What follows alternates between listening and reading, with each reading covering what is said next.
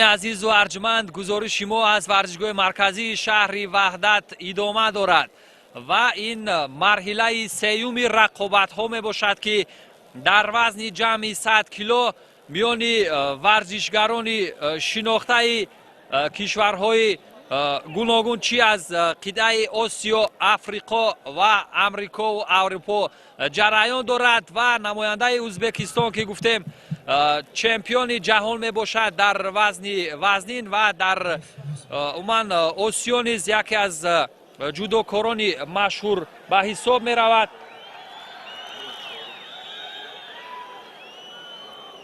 و در این مرحله چهارم رقابت ها اکنون بر مقابل فردوس نسیموف هر دو ورزشگر نیز در رقابت های مرحله یکم و دور دوم رقابت ها توانستند که به حریفان پرزور خیش غالبیت به دست بیارند و این ایپون 100% به چمپیون جهان ورزشگر ازبکستان تنگریف عبدالله در همان 42 ثانیه قوازمایی به وقوع پیوست و همین طریق توانست که تنگریف در اینجا اکنون نظر داوران را میبینیم، چون داور مرکز حمزه رحمتوف این پرتابی ورزشگر ازبک را ایپان بهاگذاری کرد، اما یک توقف هم شد چون نظر میکردند به داوران کناری که چی نظر دارند و اندیشه آنها چی است.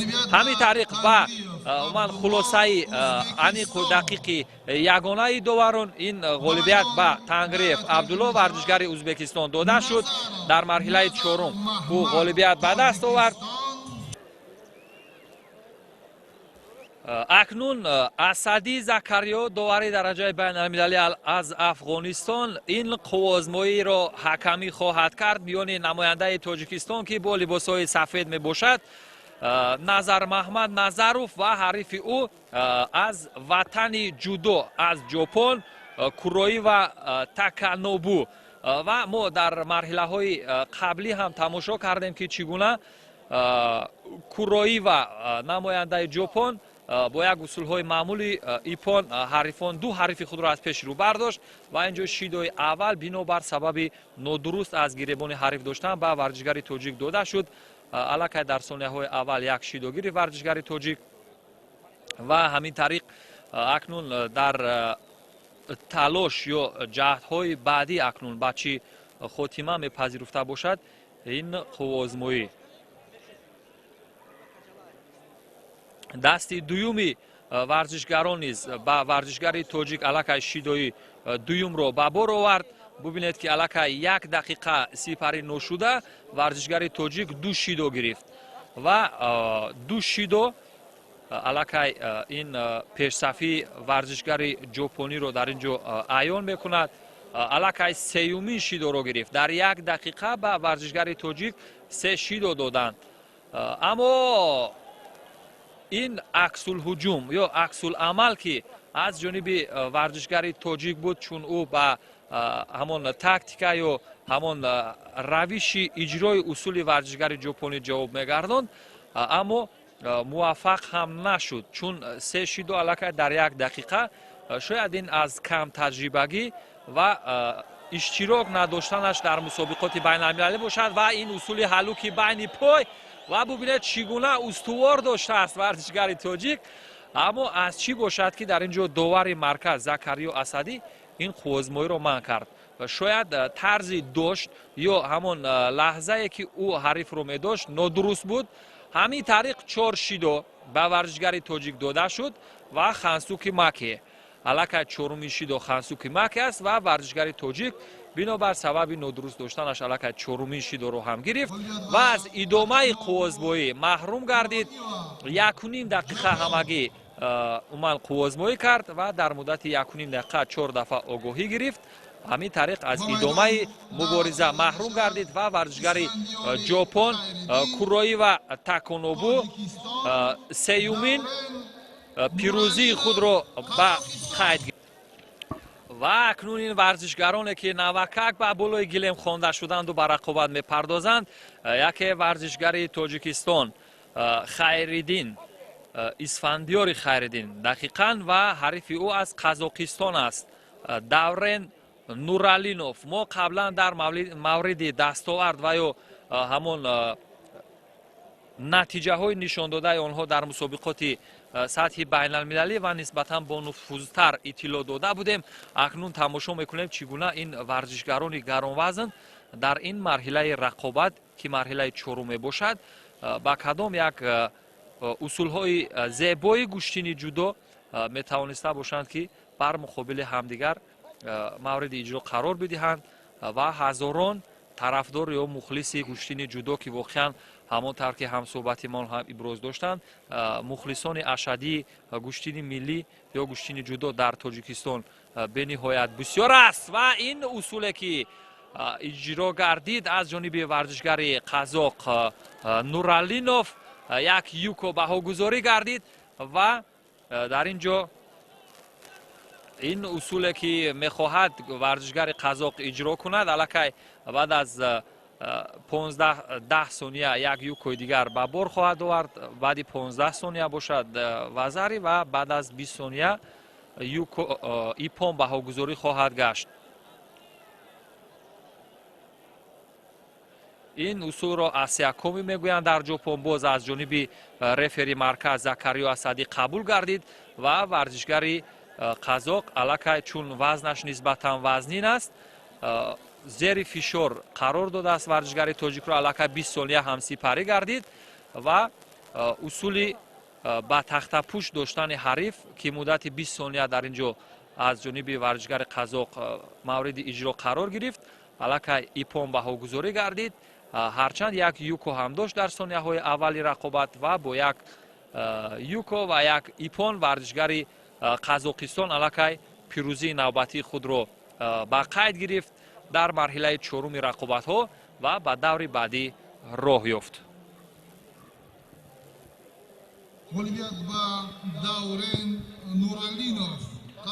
даврен нуралинов бо як юко ҳамон тавр ки гуфтем ва як усули асеякоми доштани ҳариф ба тахтапӯш дар муддати 20 сония ғолибият ба даст овард. дӯстони арҷманд мухлисони сершумори гӯштин боз мо гузоришамонро аз шаҳри ваҳдат аз мусобиқаи байналмилалӣ барои дарёфти ҷоми президенти ҷумҳурии тоҷикистон оид ба гӯштини тарзи ҷудо дар соли 2016 манзури шумо мекунем. ҳоло дар экрани телевизорҳои шумо намояндаи Украина бо либосҳои сафед Станислав Бандаренко ва намояндаи Тоҷикистон ғазалшоӣ ва ӯ бо либосҳои сафед намояндаи Украина ва намояндаи Тоҷикистон бо либосҳои кабуд хозмоиро оғоз карданд. бояд гуфт ки вазни ин варзишгарон хелан фарқ мекунад ва мо умед дорем ки дар оянда бояд дар чунин мусобиқа на камтар аз устодони варзиши дараҷаи байналмилалӣ ва вазнҳои аниқтараш гаронвазнҳо бояд ҳунарнамоӣ кунанд, чунки сабқате ки ба тозагӣ анҷом ёфт аз он дарак дод ки варзишгари тоҷик хело ҳам аз лиҳози қувваи ҷисмонӣ нисбат ба ҳарифаш заифтар буд. бояд тақрибан қувваҳо баробар бошанд, вазн низ бояд наздик бошад, чунки дар ҳолати 30 ё 25 кило вазн фарқ кардан муқобили ҳариф қозмоӣ кардан имконопазир аст. он ки ҳоло варзишгари тоҷик ҳоло талош дорад вале феълан муваффақ нашудааст. ҳоло кӯшиш аз тарафи варзишгари Украина бубинед ба чӣ осонӣ ӯ аз вазъиятҳои мушкил мебарояд, чунки вазнаш зиёд аст ва барои ҳамин ҳам озод ҳунарнамоӣ мекунад. вале варзишгари мо бошад вазнаш ки камаш хело ҳам талош дорад ки дар ин сабқат муваффақ бошад. ҳоло бубинед ба чӣ осонӣ ва ин ҷо агар ӯ дар партер тавонад ҳарифашро 20 сония дорад, Станислав Бандаренко метавонад ғалаба ба даст биёрад.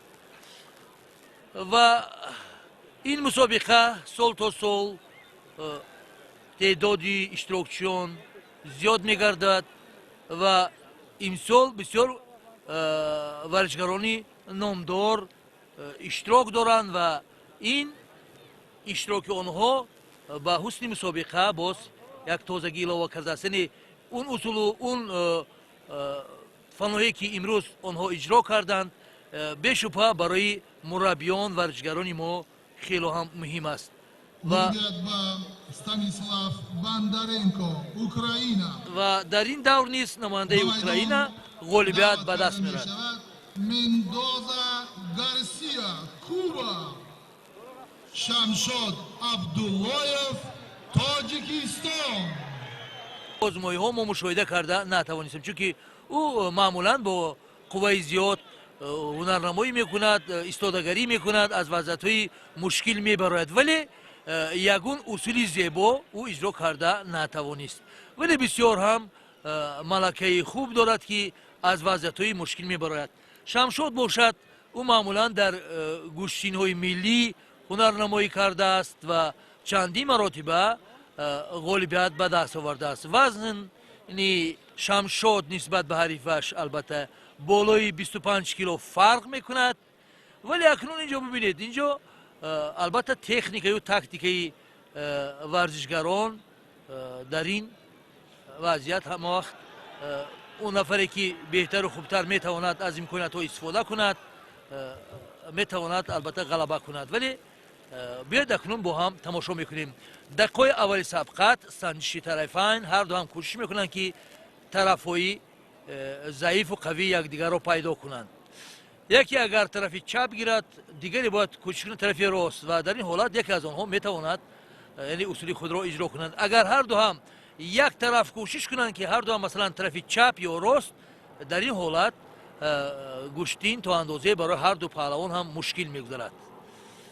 اون تلاش های ورزشگری تاجیک است، ورزشگری کوبا. گرچه مندوز خیلی هم آرام راحت ولی در وضعیتی بهتر است. حالا طرف خود را گرفته است ولی از این طرف حالا شمشاد کوشش میکند برایت، ولی فعلا موفق نشده است. حالا تلاش ورزشگری کوبا، ولی ورزشگری تاجیکی نیست خیلی هم خوب ایستادگری میکند مقابل چون یک ورزشگری نامی جای پنجم در بازی‌های المپی میان 206 کشور. این نتیجه بهتر است. آگاهی یکم با هر دو ورزشگر. البته ما تو اندازه با نظامنامه گوشین تر جدا آشنا هستیم و داوران باید به هر دو ورزشگر هیچ وقت آگاهی ندهند، باید به یکی آگاهی دهند و چون که مقصدی آگاهی شیدا دادن این تیزاندن قوازمایی است. ولی رفیق مرکز البته ما داور نیستیم، به هر دو ورزشگر فعلا آگاهی دادند. حالا ورزشگری ما از خط اساسی بیرون رفتند. البته اکنون رفیق این را چی حساب میکند ببینید.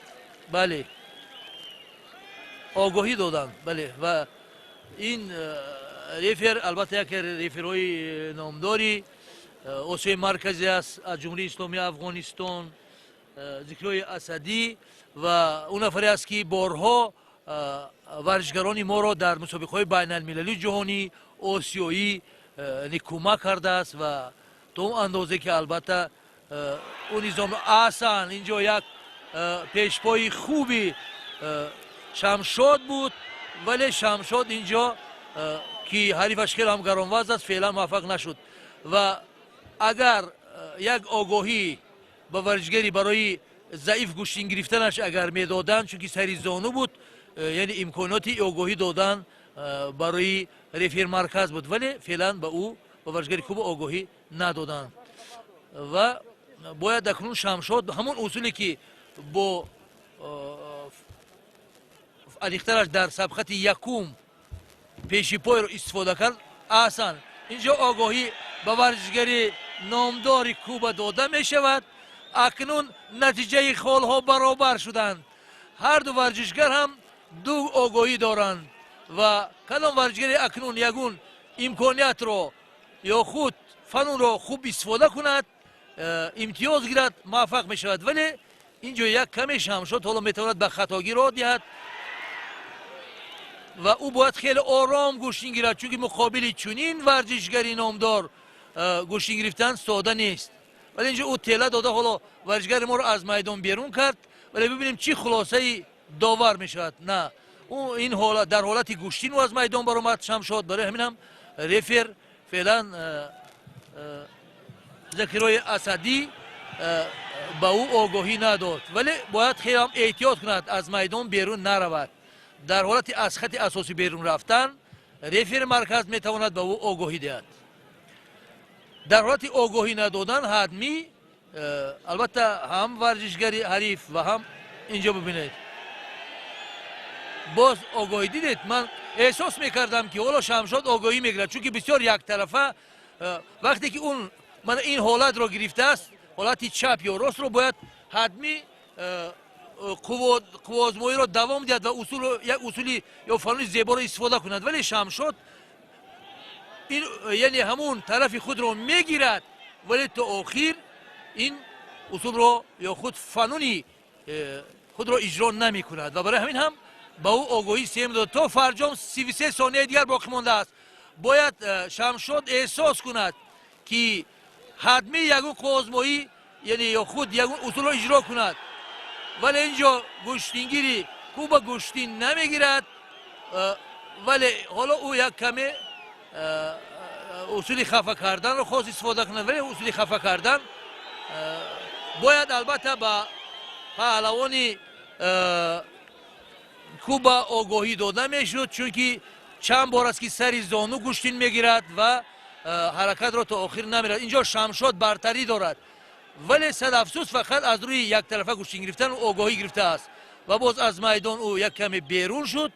اگر اینجا ببینیم رفر باز آگاهی میدهد. ببینید فقط ما نمیدونیم با کی آگاهی این وقت تمام شد و ورزشگری کوبا چون قوازمایی دیگر بدون استفاده یگون اصول باز غلبه کرد.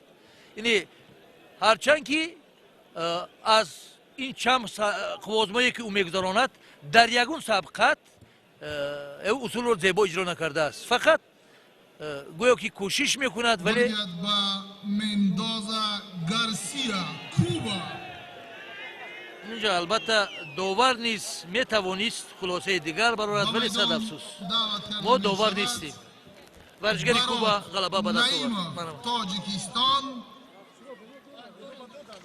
الکساندر گاردینکا اوکراین.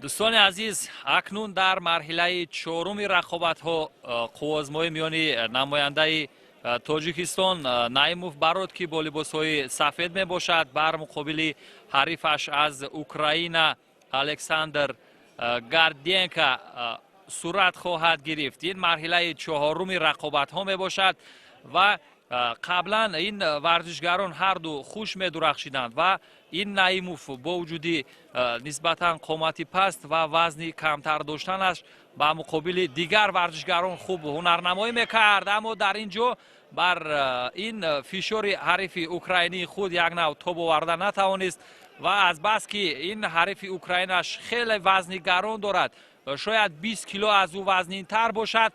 ببینید چگونه از همون اصولی که آسیا کومی میگویند با تخت پوش نگاه داشتن حریف این ورزشگر تاجیک رها یافت و در این مورد میسازد که با او احسن گفت اما یک یوکو با گاردینکا علاقه داده شد چون همون لحظه اولی که پرتاب انجام شد از جانب گاردینکا علاقه یک یوکو بود و ببینید چگونه خواستن که ورزشگر تاجیک دارد یگان اصول رو اجرا کند موفق نمی شود چون ورزشگر اوکراینی خیلی گران و پرقوت است نسبت او و هر گونه من حرکت ها هر گونه جهد و تلاش که از جانب ورزشگر تاجیک صورت میگیرد او با خوبی مانع میشود یا رفع میکند و میبینیم که از جانب مربیش رجب رزقیدی نیز با او یعنی با نایموف برات توصیه ها داده می شود که بر مقابل این ورزشگری که ببینید باز همان اصولی که یک یوکو به دست آورده بود ورزشگر اوکراینی این دفعه وزری به دست آورد و اکنون از یکم قبول شد از جانب داور مرکز حمزه رحمتوف و الکه یک یوکوی دیگر شد باز وزری دویم و ایپون چون دو وزری پای هم شد در همون ثانیه های آخر دقیقه دوم رقابت الکه توانست ورزشگر اوکراین الکساندر گاردینکا غالبیت نوبتی خود را به دست بیارد او به مرحله بعدی رقابت ها را خواهد گرفت و ورزشگر تاجیک را ببینید که چگونه یک خسته و بیمدار به نظر می رسد. پس از اون که الکساندر با همون جوسای وزنین خود او را فشار میداد الکساندر گاردینکا غالبیت نوبتی خود را با توفیل اصولی از یکمی به دست آورد و پس از چند لحظه دیگر نماینده دیگری تاجیکستان به میدان خواهد برآمد.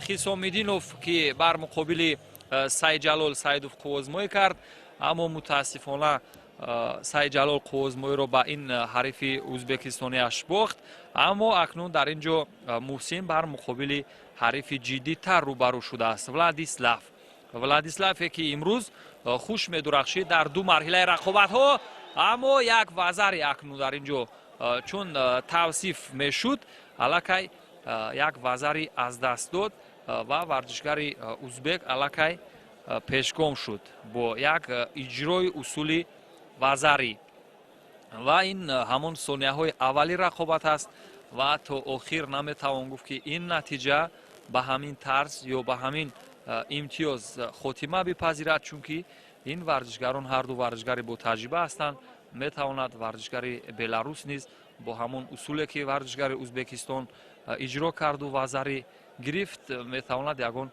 عکس العمل اجرا کند و امتیاز نیز ستاند. ببینید باز همون با یک طرز امروز یعنی اصولی که چپ دست میگویند یا من روشی که با طرف دست چپ ورزشگر لباسی کبود داشته محسن اجرا میکند با همون طرز در رقابت یکمش در مرحله های بعدی آزاد بود بعدا با سایجلال سایدوف غالبیت به دست آورد با همون اصولی که بر جانب دست چپ و پای چپ اجرا میکند. اما ولادیسلاف ورزشگر بلاروس باشد بیشتر اصولی حلوک بین پای حریف و اصولی لبی پای یا پشت پای من استفاده کردن رو خوبتر من در مد نظر خود قرار میدهد و با این وسیله من میخواهد که حریفان خود رو یعنی دوچار شکست کند. دقیقه دوم قوازمایی هم سپری میگردد پس از چند ثانیه دیگر و 3 دقیقه دیگر امکانیت دارد ورزشگر بلاروس که همون وزری داده اش رو از ورزشگر لباسی کبود داشته محسن خیسامیدینوف ستاند و ببینید چگونه در کوشش اول طرز داشتی ورزشگر بلاروس خوب است از گریبان حریفش خوب داشته میخواهد که اصولش رو اجرا کند اما با انجام رسانیدن آن در اینجا یک کاری سهل و یک مشکل به نظر می رسد. ببینید چگونه با همون پشت پای حریف بیشتر یک پرتاف میکند اما این اگر وزری باشد ایپون 100% در اینجا قبول خواهد شد و ورزشگر ازبکستان خیسامیدینوف محسن توانست که در قوازمای نوبتی حریف بلاروسی خود ولادیسلاف ترتیتسکی را نیز دچار شکست کند و به مرحله بعدی رقابت ها راه خواهد گرفت. در دقیقه یکم قوازمای یک وزر گرفت بعدا در دقیقه سوم قوازمای دومین وزر نیز به وقوع پیوست ҳамин тариқ ғолибияти дуюми ин варзишгар ба қайд гирифта шуд. ازبکستان به میدان دعوت کرده می شود خورشید مجیدوف تاجیکستان، جعفر پهلوانی ایران.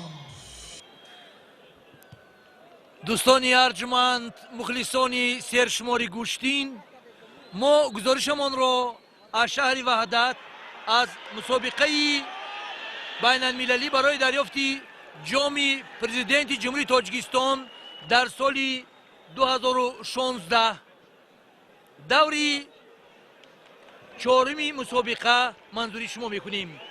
حالا در میدان خورشید مجیدوف برنده مدال برنجی چمپیونات جهان در سال 2015 می باشد. حریف او نیز یکی از پهلوانان نامدار جمهوری اسلامی ایران، نامش نیز پهلوانی است، جعفر پهلوانی، یعنی اون نفری که واقعا هم پهلوان است و او نیز در سابقه‌های گذشته مهارتی بلند نشان داد. خورشید همگی 18 سال دارد. او امیدی گوشتنی جودای تاجیک است و بسیاری ها مخصوص کارشناسانی ساحه از او امیدی کلان دارند و او امروز احسن اینجا وزری ولی در تابلو وزری است. وزری این اصول را او ماهرانه اجرا کرد.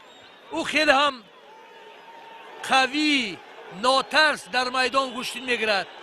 هرچند که جوان است، او در بسیار مسابقه های بین المللی ما چندی مراتبه هنرنمای او را دیدیم. پهلوانی باشد وزنش خیلی هم زیاد است.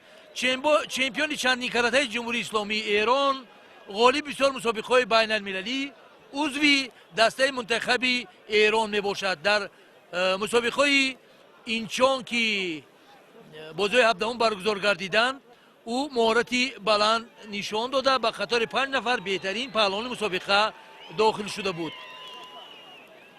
و اینجا لحظه توقف است و رفری مرکز انتظاری ریاست است. اینجا سرداوری مسابقه امروزه سید احتم رحیموف، چمپیون جهان بین کارمندان پلیس از گشتنی طرزی سامبو. اینجا وزری با یوکو عوض کرده شد، پرتافتی خورشید مجیدوف، ولی این چیز را عوض نمی کند. فقط او باید تا این فرجام کوشش کند که خوب ایستادگی کند و از وضعیت های مشکل برآید. سید احتم رحیموف اشتراکچی بازی های اتلانتا و دوام دهنده کاری قبلگاهش زندیات سید مومین رحیموف می باشد. او چند سال است که سرمربی دسته منتخب جمهوری تاجیکستان است. حالا شیدا باز به هر دو ورزشگر داده شده است. البته مقصد دادن شیدا این تیزاندن قوازمایی است، ولی چی باشد که رفری مرکز در چند سبقت پیش نیز به خطاگی جدی راه داد و با جای یپان به ورزشگر وزری اعلام کرد که این البته بر رفتی گوشتین و مخصوص پهلوانان تاثیر میکند و حالا مربی مجیدوف را نیز او از میدان بیرون خواند که البته شاید او یک کمی تاثیر کرد به رفت قوازمایی. برای همین هم چونین در نظامنامه چونین آماده است که اگر مربی در رفت قوازمایی تأثیری منفی رساند، پس او را اینجا حالا ببینید داور احساس نمی کند که یعنی یک تگی علیه خورشید بالای سرش بود، باید داور این حالت را منع میکرد، ولی این سبقت باز دوام کرد و ولی همکاری ما خیلی هم درباره این داور، این برادر عزیز ما که فعلا رفری مرکز است معلومات دادن، کریم خان بگماتف. ولی ما میبینیم که اینجا در رفت قوازمایی که ورزشگران ما اشتراک کردن تا اندازه اون نیز تاثیر کرده است. و حالا سبخط باز ادامه دارد. این کفکوبی‌ها برای خورشید مجیدوف است، اون پهلوانی که در خط ارزنده است، پهلوان 18 ساله. احسن اون 18 سال دارد مقابل نفری که 30 ساله است و وزن 130 کیلو دارد، خوازمایی دارد. احسن هرچند که به این پرتافت باهاگذاری نشد از طرف داوران، ولی پرتافت زیبا بود. اون پرتافتی بود که تمام مخلصان انتظارش بودند و او خیلی هم حساب شده اصول اسکندری، اون نفری که بار اول از شهر کولوب به مسابقه آسیایی می رود، اسکندر عبداللهیف، و در جمهوری قزاقستان همین اصول را بار اول اجرا می کند و از همون زمان این اصول با نام اون است، حلوک اسکندری. و رفری مرکز، ببینید رفری مرکز ادامه میدهد. یعنی آگاهی باید حتمی به یک نفر داده میشد، نه به دو نفر، چون که ورزشگری ما به تازگی او اصول را اجرا کرد، او حریفش را پرتافت، ولی رفر مثل که از کسی از اینجا مهراسیده باشد یا اینکه برای خرسند شدن شاید مهمانان باشد، بر صورت باز به ورزشگری ما آگاهی داد. ولی تا فرجام سونای بشمار مانده است. فقط خورشید باید کوشش کند که تا فرجام به یگون خطاگی جدی راه ندهد که باعثی ورزشگر ایران از میدان اساسی بیرون رفت و میتوان اینجا با او آگاهی اعلان کرد. ولی اکنون ما داور نیستیم. اینجا حالا رفری به رفت قوازمایی، اینجا حالا مهمانان نماینده جمهوری اسلامی ایران ایستاده است که باید البته او حقوق ندارد که در رفت قوازمایی ورزشگران تأثیر کند، این ممنوع است و اینجا بالای 20,000 مخلصان است. اینجا البته در میدان باید نسبت یکدیگر با احترام اونا. احسن این مجیدوف است. این اون شعری است که باید ما از تمام مخلصان این ساحه، تمام مخلصان، ببینید این کفکوبی‌ها برای خورشید است، اون جوانی است که نیروی افتخار ملت تاجیک را بلند می‌بردارد. توسط چنین جوانان ما میتوانیم نسل نورس را چنان تربیت کنیم که باز ده‌ها و صدها چنین پهلوانان به میدان بیایند و ملت تاجیک را در عرصه بین المللی معرفی کنند، آبروی ملت تاجیک را بلند بردارند. این است ورزش. فقط در عصر 21 توسط ورزش ما میتوانیم کشور خود را در عرصه بین المللی معرفی کنیم. تا فرجام باز 17 ثانیه دیگر مانده است تا فرجام این سبقت خیلی هم جدی است برای این جوان تاجیکی بار اول بین بزرگسالان قوزمایی کرده است. بار اول او در این سبقت هنرنمایی کرد و در همه رقابت ها مهارتی بلند نشان داد. او از تمام وضعیت هایی که در میدان هست مقابل حریف استفاده بود و پهلوان ایرانی البته تا فرجام 17 ثانیه دیگر مانده است، او نیز کوشش دارد ولی ثانیه های تیرایی باید احتیاط کند. خورشید باید خیلی احتیاط کند چون که این ببینید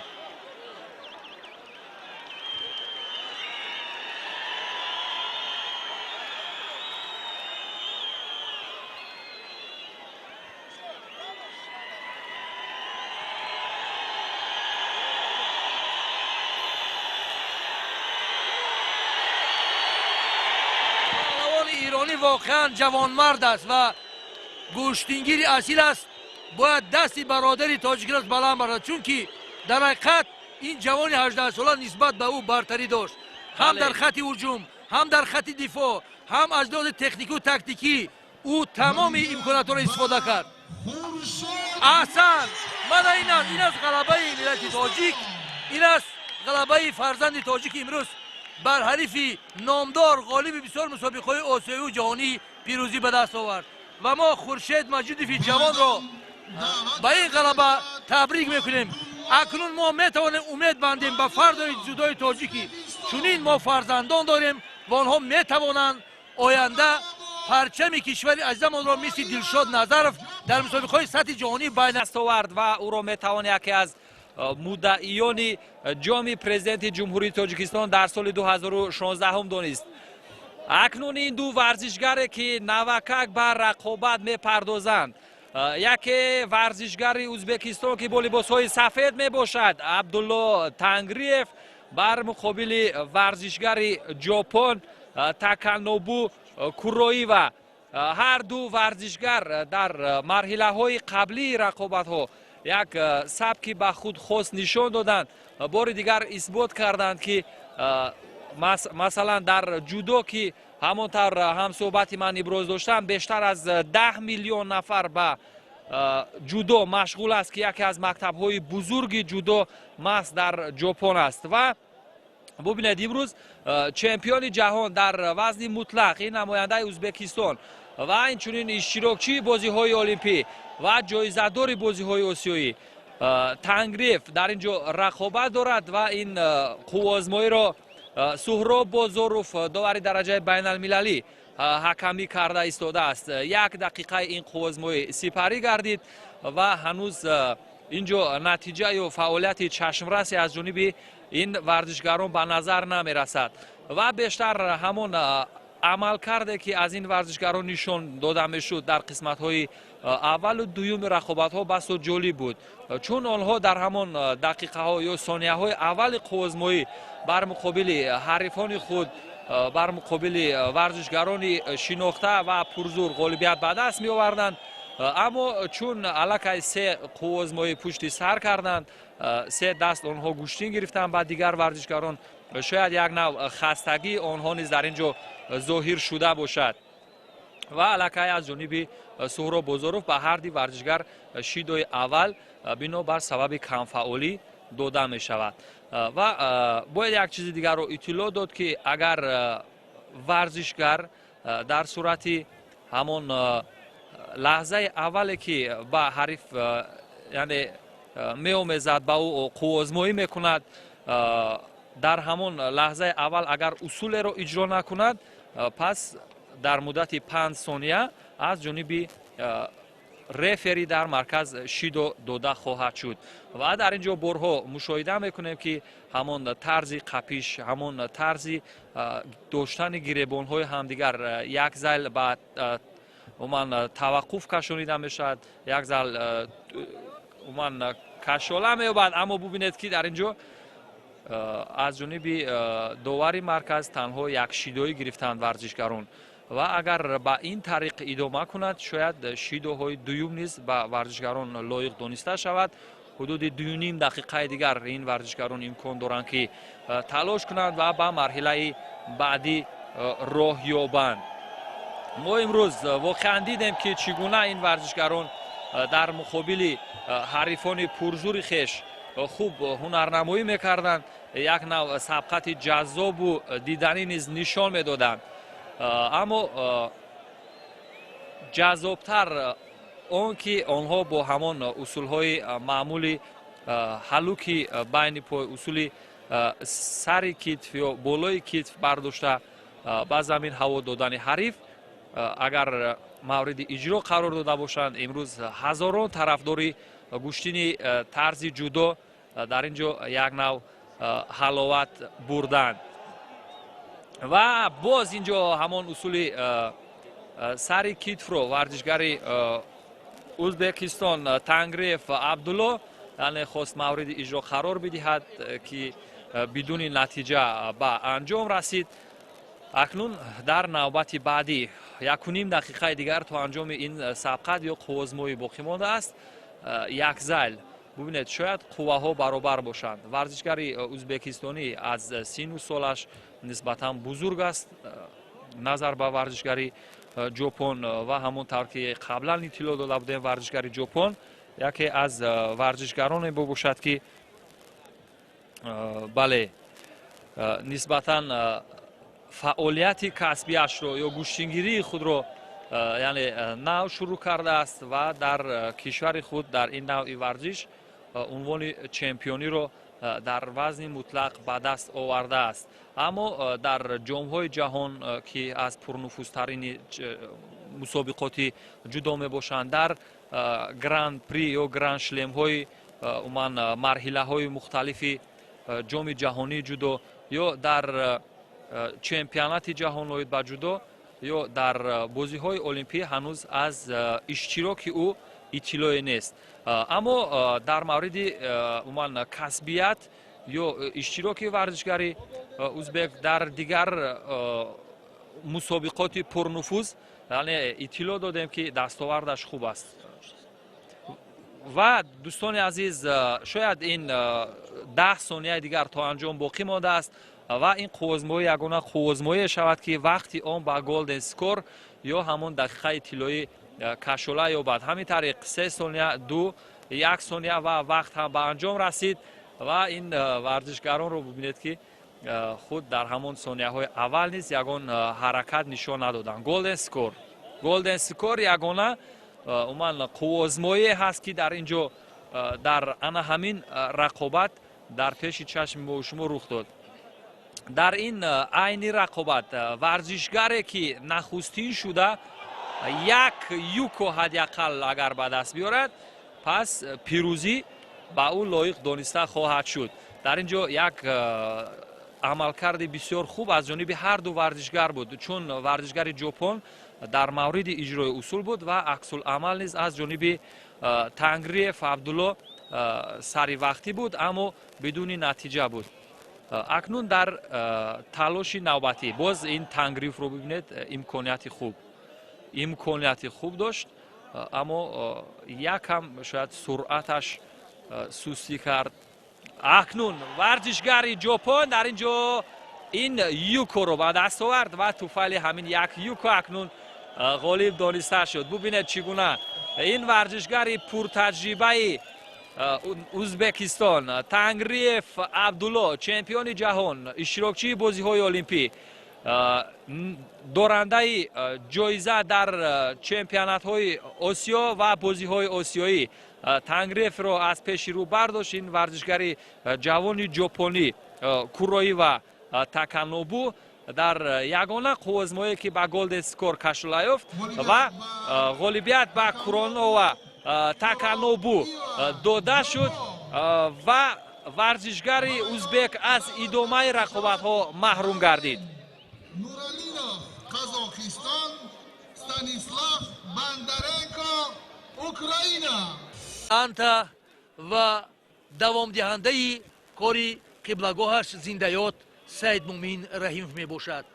ӯ чанд сол аст ки сармураббии дастаи мунтахаби ҷумҳурии Тоҷикистон аст. ҳоло шидо боз ба ҳарду варзишгар дода шудааст. албатта мақсади додани шидо ин тезондани қувозмоӣ аст, вале чӣ бошад ки рефери марказ дар чанд сабқати пеш низ ба хатогӣ ҷиддӣ роҳ дод ва ба ҷои Япон ба варзишгар вазаре эълон кард ки ин албатта бар рафти гӯштин ва махсус паҳлавонон таъсир мекунад. ва ҳоло мураббии Маҷидовро низ ӯ аз майдон берун хонд ки ин албатта шояд ӯ як каме таъсир кард ба рафти қувозмоӣ. барои ҳамин ҳам чунин дар низомнома чунин омодааст ки агар мураббӣ дар рафти қувозмоӣ таъсири манфӣ расонад, пас ӯро инҷо ҳоло бибинед довар эҳсос намекунад ки як таги аллакай хуршед болои сараш буд, бояд довар ин ҳолатро манъ мекард. вале ин сабқат боз давом кард ва вале ҳамкори мо хело ҳам дар бораи ин довар, ин бародари азизи мо ки феълан рефери марказ аст, маълумот доданд Каримхон Бегматов. вале мо мебинем ки инҷо дар рафти қувозмоиҳое ки варзишгарони мо иштирок карданд то андозае ӯ низ таъсир кардааст. ва ҳоло сабқат боз идома дорад. ин кафкубиҳо барои Хуршед Маҷидов аст, он паҳлавоне ки дар ҳақиқат арзанда аст پهلوان 18 ساله احسن اون 18 سال دارد مقابل نفری که 30 ساله است و وزن 130 کیلو دارد آزمایی دارد. احسن هرچند که به این پرتافت باهاگذاری نشد از طرف داوران ولی پرتافت زیبا بود. اون پرتافتی بود که تمام مخلصان انتظارش بودند و او خیلی هم حساب شده حصول اسکندری اون نفری که بار اول از شهر کولاب به مسابقه آسیایی می رود اسکندر عبداللهیف و در جمهوری قزاقستان همین اصول را بار اول اجرا می کند و از همون زمان این اصول با نام اون است هلوکی اسکندری. و رفری مرکز ببینید رفری مرکز ادامه میده. یعنی آگاهی باید حتمی به یک نفر داده میشد نه به 2 نفر چونکه ورزشگری ما به تازگی او اصول را اجرا کرد او حریفش را پرتافت ولی رفر مثل که از کسی از اینجا مهراسیده باشد یا اینکه برای خرسند شدن شاید مهمانان باشد بر صورت باز به ورزشگری ما آگاهی داد ولی تا فرجام سونای بشمار مانده است. فقط خورشید باید کوشش کند که تا فرجام به یگون خطاگی جدی راه ندهد که باعثی ورزشگر ایران از میدان اساسی بیرون رفت و میتوان اینجا به او آگاهی اعلان کرد ولی اکنون ما داور نیستیم. اینجا حالا رفری به رفت قوازمایی اینجا حالا مهمانان نماینده جمهوری اسلامی ایران ایستاده است که باید البته او حقوق ندارد که در رفت قوازمایی ورزشگران تأثیر کند این ممنوع است و اینجا بالای 20,000 مخلصان است. اینجا البته در میدان باید نسبت یکدیگر با احترام اونا احسن این مجیدوف است. این اون شعری است که باید ما از تمام مخلصان این ساحه تمام مخلصان ببینید این کفکوبی ها برای خورشید است اون جوانی است که نیروی افتخار ملت تاجیک را بلند میبردارد. توسط چنین جوانان ما میتوانیم نسل نورس را چنان تربیت کنیم که باز 10 و 100 چنین پهلوانان به میدان بیایند و ملت تاجیک را در عرصه بین المللی معرفی کنند آبروی ملت تاجیک را بلند بردارند. این است ورزش.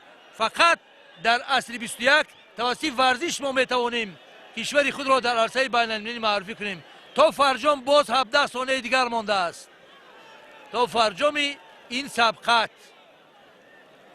خیلی هم جدی است برای این جوان تاجیکی بار اول بین بزرگسالان قوزمایی کرده است.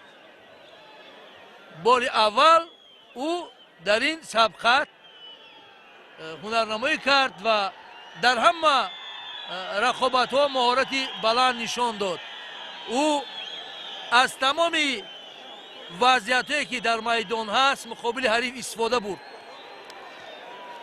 و پهلوان ایرانی البته تا فرجام 17 ثانیه دیگر مانده است او نیز کوشش دارد ولی ثانیه های تیرایی باید احتیاط کند. خورشید باید خیلی احتیاط کند چون که این ببینید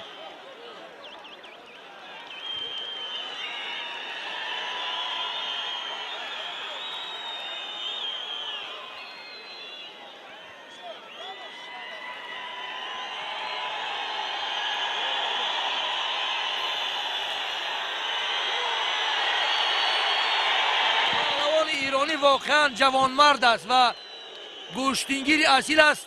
باید دستی برادری تاجیک را بلند بردارد چون که در حقیقت این جوان 18 ساله نسبت به او برتری داشت هم در خط هجوم هم در خط دفاع هم از لحاظ تکنیکی و تاکتیکی او تمام امکانات را استفاده کرد. احسن این است غلبه ملت تاجیک این است غلبه فرزند تاجیک امروز بر حریف نامدار غالب بسیار مسابقه‌های آسیایی و جهانی پیروزی به دست آورد و ما خورشید مجیدوف جوان را با این غلبه تبریک میکنیم.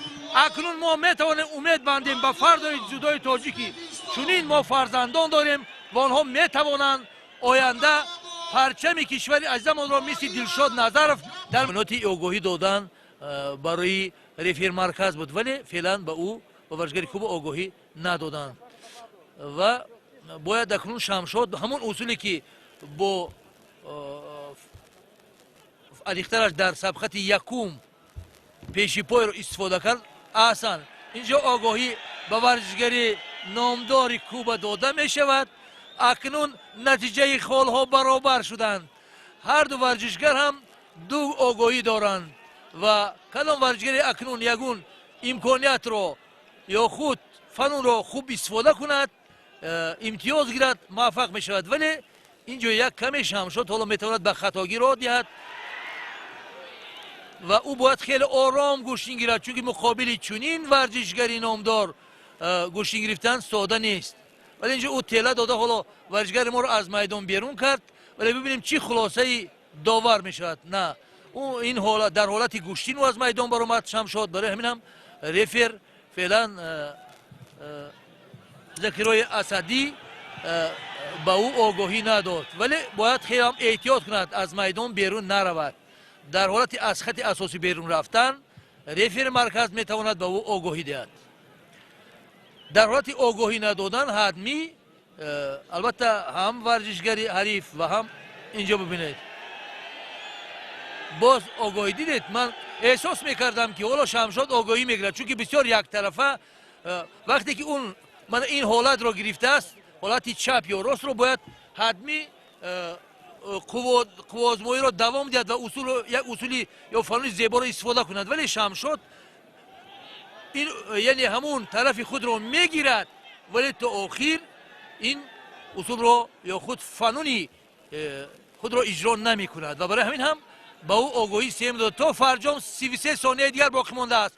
باید شمشاد احساس کند که حتمی یگون قوازمایی یعنی یا خود یگون اصول را اجرا کند ولی اینجا گوشتینگیری خوب گوشتین نمیگیرد ولی حالا او یک کمی اصول خفه کردن رو خواست استفاده کند ولی اصول خفه کردن باید البته با پهلوان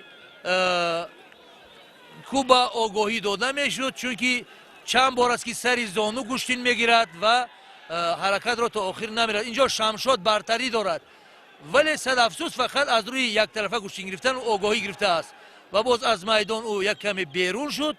اگر اینجا ببینیم رفیر باز آگاهی میدهد ببینید فقط ما نمیدونیم با کی آگاهی این وقت تمام شد و ورزشگری کوبا چون قوازمایی دیگر بدون استفاده یگون اصول باز غلبه کرد. یعنی هرچند که از این چند قوازمایی که او میگذراند در یگون سبقت او اصول رو زیبا اجرا نکرده است فقط گویا که کوشش میکند ولی مندوزا گارسیا کوبا اینجا البته داور نیست میتوانست خلاصه دیگر برآورد ولی صد افسوس ما داور نیستیم. ورزشگری کوبا غلبه به دست آورد. تاجیکستان الکساندر گاردینکا اوکراین.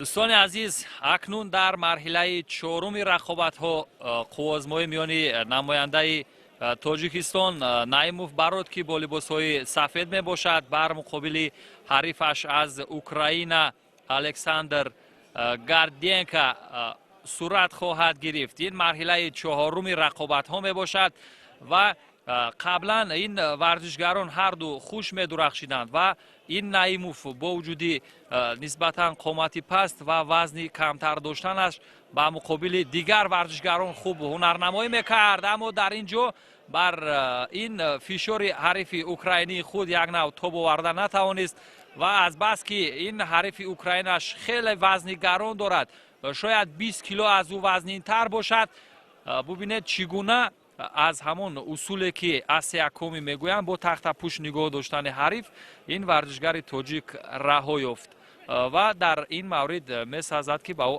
аҳсан гуфт. Аммо як юко ба Гардиенко аллакай дода шуд, чун ҳамон лаҳзаи аввале ки партоб анҷом шуд аз ҷониби Гардиенко аллакай як юко буд ва бубинед чӣ гуна хостане ки варзишгари тоҷик дорад ягон усулро иҷро кунад муваффақ намешавад, чун варзишгари украинӣ хеле гарону пурқувват аст нисбати ӯ ва ҳар гуна ҳаракатҳо, ҳар гуна ҷаҳду талоше ки аз ҷониби варзишгари тоҷик сурат мегирад ӯ ба хубӣ монеъ мешавад ё рафт мекунад ва мебинем ки аз ҷониби мураббияш Раҷабов Ризқиддин низ ба ӯ яъне ба Наимов барот тавсияҳо дода мешавад ки бар муқобили ин варзишгаре ки бубинед боз ҳамон усуле ки як юко ба даст оварда буд варзишгари украинӣ ин дафъа вазари ба даст овард ва акнун Асиякоми қабул шуд аз ҷониби довари марказ Ҳамза Раҳматов ва аллакай як юкои дигар шуд боз вазари дуюм ва ипон, чун ду вазари пайҳам шуд дар ҳамон сонияҳои охири дақиқаи дуюми рақобат аллакай тавонист варзишгари Украина Александр Гардиенко ғолибияти навбатии худро ба даст биёрад. ӯ ба марҳилаи баъдии рақобатҳо роҳ хоҳад гирифт ва варзишгари тоҷикро бубинед ки чӣ гуна як хаста ва бемадор ба назар мерасад. Пас аз он ки Александр бо ҳамон ҷусаи вазнини худ ӯро фишор медод, Александр Гардиен пирӯзии навбатии худро ба қайд гирифт дар марҳилаи чоруми рақобатҳо ва ба даври баъдӣ роҳ ёфт.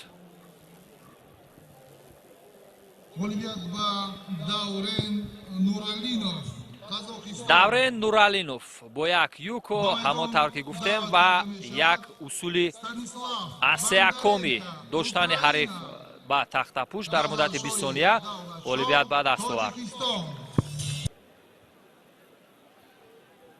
дӯстони арҷманд, мухлисони сершумори гӯштин, боз мо гузоришамонро аз шаҳри Ваҳдат, аз мусобиқаи байналмилалӣ барои дарёфти ҷоми президенти ҷумҳурии Тоҷикистон оид ба гӯшини тарзи ҷудо дар соли 2016 манзури шумо мекунем.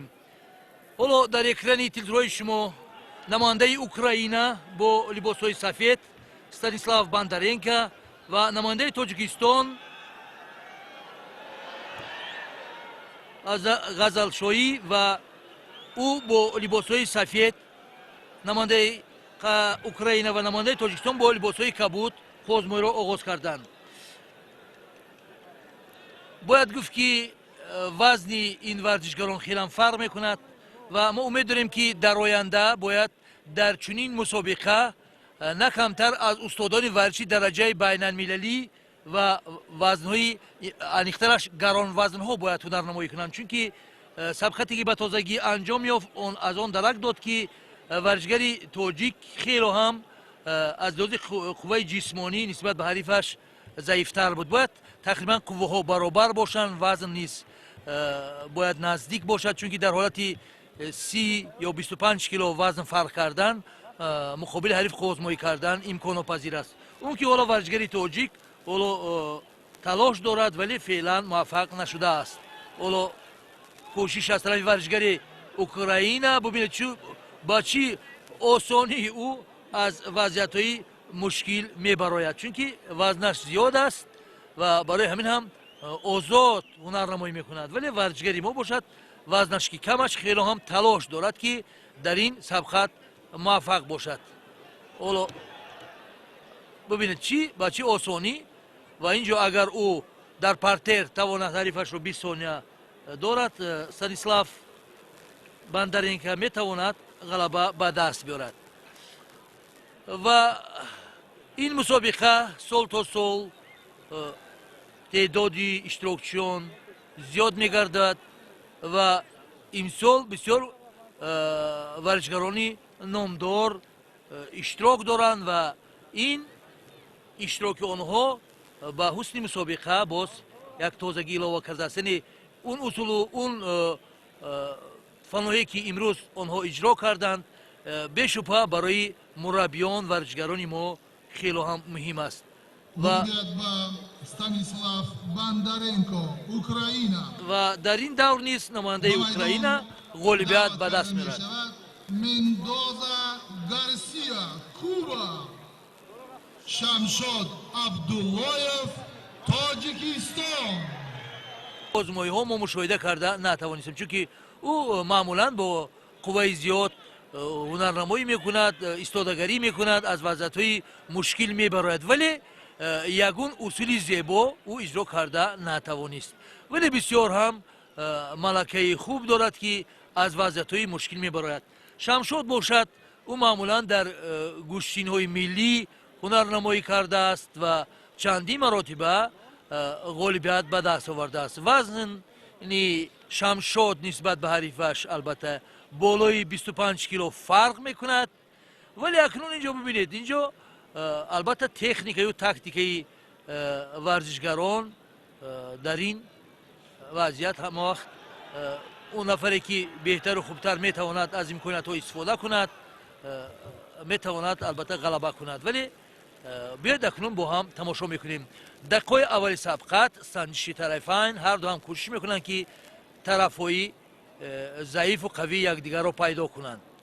یکی اگر طرف چپ گیرد دیگری باید کوشش کنند طرف راست و در این حالت یکی از آنها میتواند یعنی اصول خود را اجرا کنند. اگر هر دو هم یک طرف کوشش کنند که هر دو هم مثلا طرف چپ یا راست در این حالت گوشتین تا اندازه برای هر دو پهلوان هم مشکل میگذارد.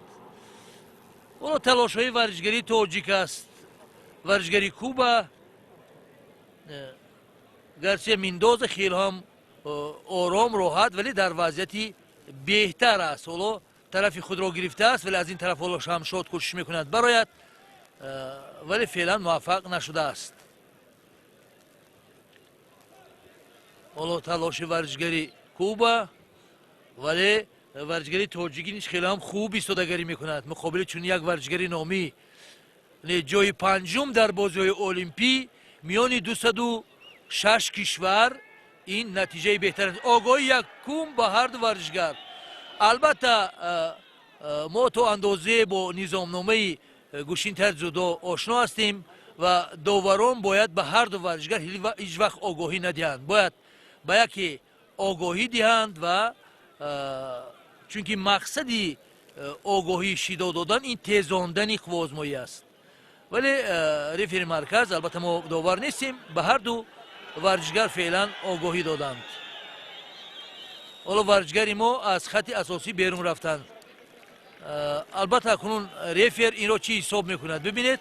بله آگاهی دادند بله و این رفر البته یک رفرهای نامداری آسیای مرکزی است از جمهوری اسلامی افغانستان ذکرای اسدی و اون نفری است که بارها ورزشگران ما را در مسابقه‌های بین المللی جهانی آسیایی کمک کرده است و تا اون اندازه که البته اون نظام احسن اینجا یک پیشپای خوبی شمشاد بود ولی شمشاد اینجا که حریفش خیلی هم گرانوزن است فعلا موفق نشد و اگر یک آگاهی به ورزشگری برای ضعیف گوشتین گرفتنش اگر میدادن چون که سری زانو بود یعنی امکان غالبیت نوبتی خود را با توفیل اصولی اسیاکومی به دست آورد و پس از چند لحظه دیگر نماینده دیگری تاجیکستان به میدان خواهد برآمد.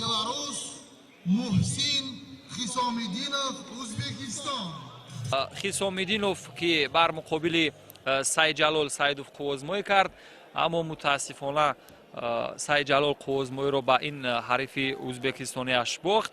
اما اکنون در اینجا محسن بر مقابل حریف جدی تر روبرو شده است ولادیسلاف که امروز خوش می‌درخشید در دو مرحله رقابت ها аммо як вазари акнун дар инҷо чун тавсиф мешуд аллакай як вазари аз даст дод ва варзишгари узбек аллакай пешгом шуд бо як иҷрои усули вазарӣ ва ин ҳамон сонияҳои аввали рақобат аст ва то охир наметавон гуфт ки ин натиҷа ба ҳамин тарз ё ба ҳамин имтиёз хотима бипазирад чунки ин варзишгарон ҳарду варзишгари ботаҷриба ҳастанд метавонад варзишгари беларус низ бо ҳамон усуле ки варзишгари ӯзбекистон иҷро карду вазарӣ гирифт метавонад ягон аксуламале иҷро кунад ва имтиёз низ ситонад бубинед боз ҳамон бо як тарз имрӯз яъне усуле ки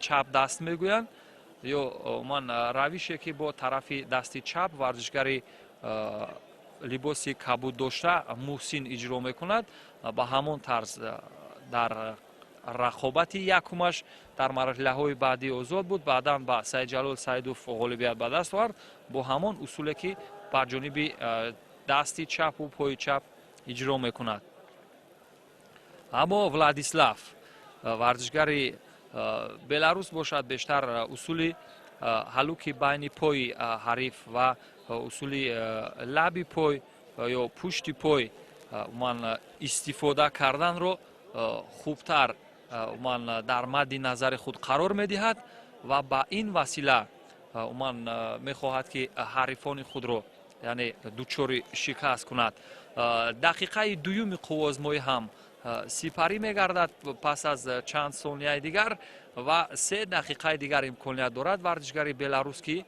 ҳамон вазари додаашро аз варзишгари либоси кабуддошта муҳсин хисомиддинов ситонад ва бубинед чӣ гуна дар кӯшиши аввал тарзи дошти варзишгари беларус хуб аст аз гиребони ҳарифаш хуб дошта мехоҳад ки усулашро иҷро кунад аммо ба анҷом расонидани он дар ин ҷо як кори саҳлу якам мушкил ба назар мерасад бубинед чӣ гуна бо ҳамон пушти пои ҳариф бештар як партоф мекунад аммо ин агар вазаре бошад ипон 100% дар ин ҷо қабул хоҳад шуд ва варзишгари ӯзбекистон хисомиддинов муҳсин тавонист ки дар қуввозмои навбатӣ ҳарифи беларусии худ владислав тертицкиро низ дучори шикаст кунад ва ба марҳилаи баъдии рақобатҳо роҳ хоҳад гирифт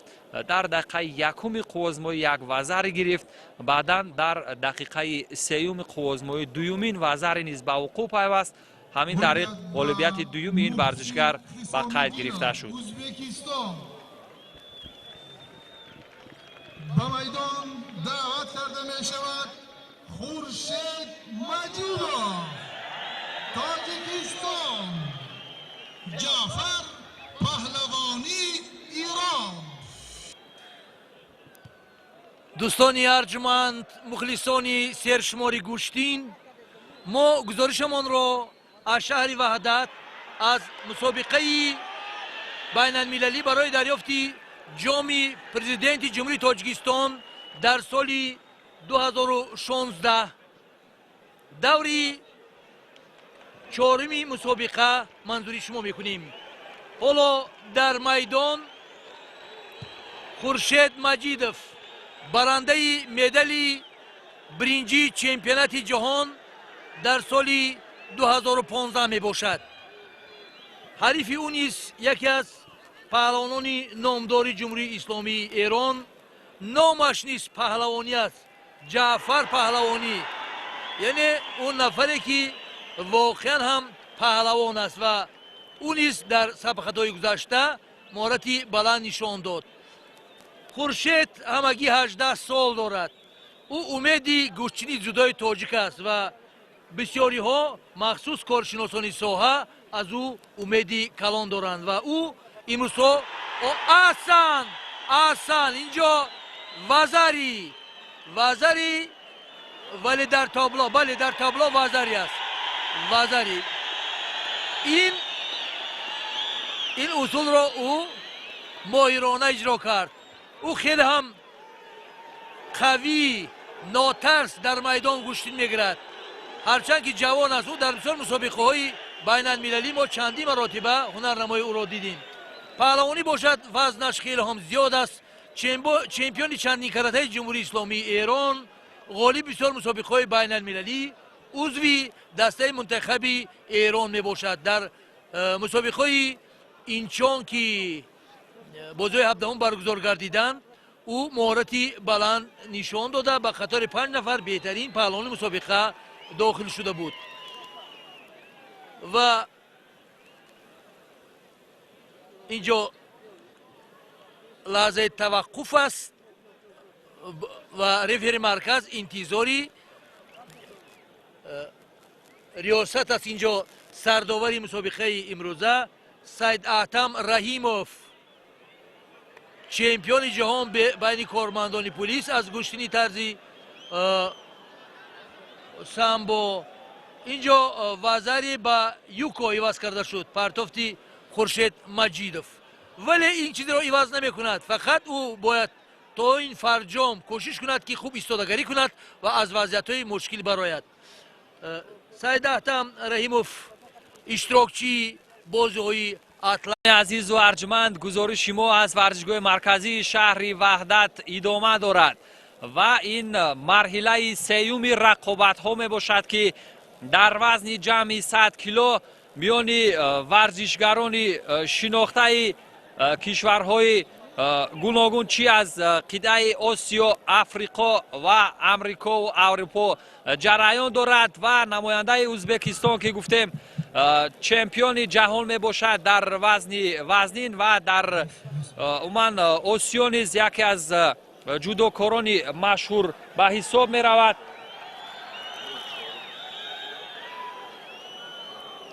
ва дар ин марҳилаи чоруми рақобатҳо акнун бар муқобили Фирдавс Насимов ҳарду варзишгар низ дар рақобатҳои марҳилаи якум ва даври дуюми рақобатҳо тавонистанд ки ба ҳарифони пурзури хеш ғолибият ба даст биёранд ва ин ипони 100% ба чемпиони ҷаҳон варзишгари Ӯзбекистон Тангриев Абдулло дар ҳамон 42 сонияи қувозмоӣ ба вуқӯъ пайваст ва ҳамин тариқ тавонист ки Тангриев дар ин ҷо акнун назари доваронро мебинем, чун довари марказ Ҳамза Раҳматов ин партоби варзишгари ӯзбекро ипон баҳогузорӣ кард, аммо як таваққуф ҳам шуд, чун назар мекарданд ба доварони канорӣ ки чӣ назар доранд ва андешаи онҳо чӣ аст.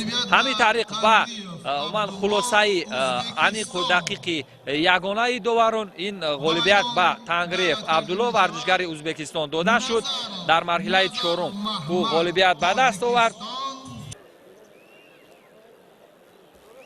акнун Асади Закариё, довари дараҷаи байналмилалӣ аз Афғонистон, ин қувозмоиро ҳакамӣ хоҳад кард миёни намояндаи Тоҷикистон ки бо либосҳои сафед мебошад, Назар Маҳмад Назаров ва ҳарифи ӯ аз ватани ҷудо аз Ҷопон, Куроӣ ва Таканобу. ва мо дар марҳилаҳои қаблӣ ҳам тамошо кардем ки чӣ гуна Куроӣ ва намояндаи Ҷопон бо як усулҳои маъмули ипон ҳарифон ду ҳарифи худро аз пеш рӯ бардошт ва ин ҷо шидои аввал бинобар сабаби нодуруст аз гиребони ҳариф доштан ба варзишгари тоҷик дода шуд. аллакай дар сонияҳои аввал як шидогири варзишгари тоҷик ва ҳамин тариқ акнун дар талош ё ҷаҳдҳои баъдӣ акнун ба чӣ хотима мепазируфта бошад ин қувозмоӣ.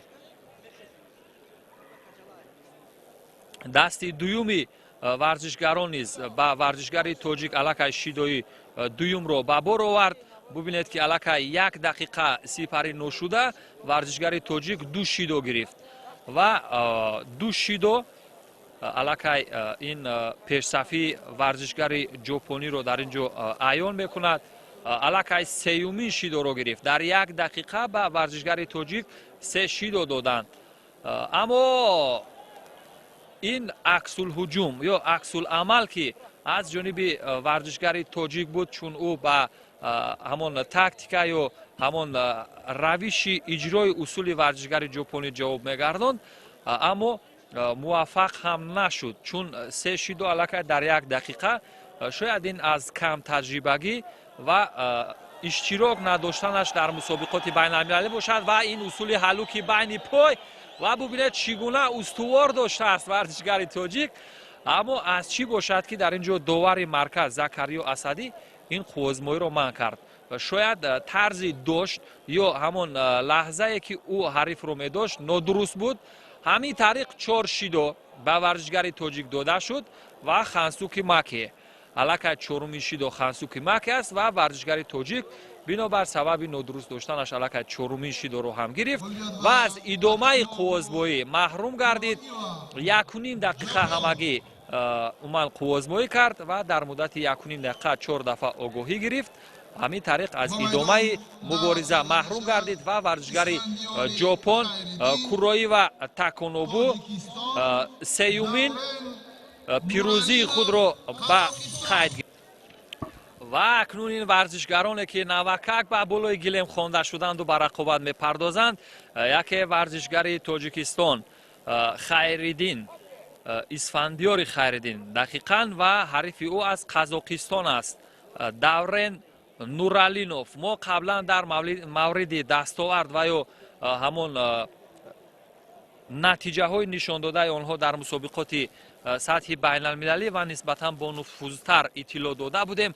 акнун тамошо мекунем чӣ гуна ин варзишгарони гаронвазн дар ин марҳилаи рақобат ки марҳилаи чорум мебошад ба кадом як усулҳои зебои гӯштини ҷудо метавониста бошанд ки бар муқобили ҳамдигар мавриди иҷро қарор бидиҳанд ва ҳазорон тарафдор ё мухлиси гӯштини ҷудо ки воқеан ҳамон тавр ки ҳамсӯҳбатимон ҳам иброз доштанд, мухлисони ашадии гӯштини миллӣ ё гӯштини ҷудо дар Тоҷикистон бениҳоят бисёр аст ва ин усуле ки иҷро гардид аз ҷониби варзишгари қазоқ Нуралинов як юко баҳогузорӣ гардид ва дар ин ҷо ин усуле ки мехоҳад варзишгари қазоқ иҷро кунад аллакай баъд аз 15 сония як юкои дигар ба бор хоҳад овард, баъди 15 сония бошад вазари ва баъд аз 20 сония ипон баҳогузорӣ хоҳад гашт. ин усулро асиякоми мегӯянд дар ҷопон, боз аз ҷониби рефери марказ Закариё Асадӣ қабул гардид ва варзишгари қазоқ аллакай чун вазнаш нисбатан вазнин аст зери фишор қарор додааст варзишгари тоҷикро аллакай 20 сония ҳамсипарӣ гардид ва усули ба тахтапӯш доштани ҳариф ки муддати 20 сония дар ин ҷо аз ҷониби варзишгари қазоқ мавриди иҷро қарор гирифт аллакай ипон баҳогузорӣ гардид. ҳарчанд як юко ҳам дошт дар сонияҳои аввали рақобат ва бо як юко ва як ипон варзишгари Қазоқистон аллакай